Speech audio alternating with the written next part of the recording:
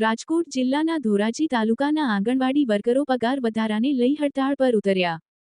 પગાર વધારા સહિતની 12 જેટલી માગણીનો ઉકેલ ન આવતા છે તે પ્રથમ તબક્કામાં તારીખ 18, 19 અને 20 માર્ચના રોજ ગુજરાતની આંગણવાડી વર્કર હેલ્પર બહેનો સજ્જડ રીતે કામથી અળગા। તમામ મહિલાઓ તાલુકા પંચાયત કચેરી ખાતે એકત્રિત થઈ ધરણા પર બેસી વિરોધ નોંધાવ્યો। રાજકોટ જિલ્લાના ધોરાજી તાલુકાના આંગણવાડી મહિલાઓ દ્વારા પગાર વધારા અને વધુ કામના બોજને લઈ સરકાર સમક્ષ અનેકવાર રજૂઆત કરવા છતાં આજ સુધી કોઈ ઉકેલ ન આવતા આજથી તમામ મહિલાએ ધોરાજી તાલુકા પંચાયત કચેરી ખાતે ધરણા યોજી હડતાળ પર ઉતર્યા હતા।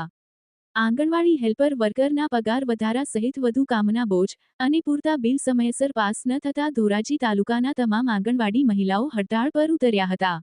ઓનલાઈન અને ઓફલાઈન કાર્યો બંધ કરી સહિતના કામો બંધ કરી દેવામાં આવ્યા હતા અને જણાવ્યું હતું કે હજુ આ સમસ્યાઓનો તાત્કાલિક ઉકેલ નહીં આવે તો તાળાબંધી સહિતની ચીમકી પણ ઉચ્ચારી હતી। વિપુલ ધામેચા, ન્યૂઝ 14 ધોરાજી। રોલ આપનું નામ? મારું નામ ચેતનાબેન છે, આંગણવાડી કાર્યકર છું, તાલુકામાં પ્રમુખ છું, જિલ્લામાં ઉપપ્રમુખ છું। આજે શું કાર્યક્રમ કરવામાં આવ્યો?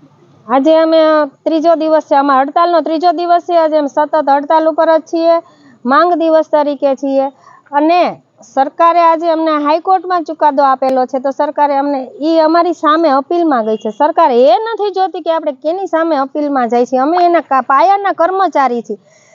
પહેલેથી છેલ્લે લગી જેટલી યોજના છે બધી યોજના અમે અમારા ઘર ઘર સુધી પહોંચાડી છે અને તો તેમ છતાં સરકાર સામે અપીલમાં જાય છે। તો આજે સરકારને સમજવું જોઈએ, દિવસે ને દિવસે મોંઘવારી વધતી જાય છે।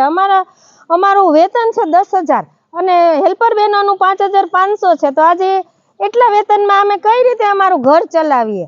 અને બીજા નંબરમાં અમારી પાસે કામ કરાવે છે તો એમાં પણ અમે અમારું રોકાણ કરીએ છીએ, મરી મસાલા છે, ભાડા છે, તો અમે 10,000માં અમે ભાડા રોકીએ, મરી મસાલા આપી, બાળકોને પૂરક પોષણ આપી, એમાં જે મસાલા જોઈએ છે એ મસાલા અમે પૈસાનું રોકાણ કરીએ કે અમારું ઘર ચલાવીએ? શું કરવાનું આમાં?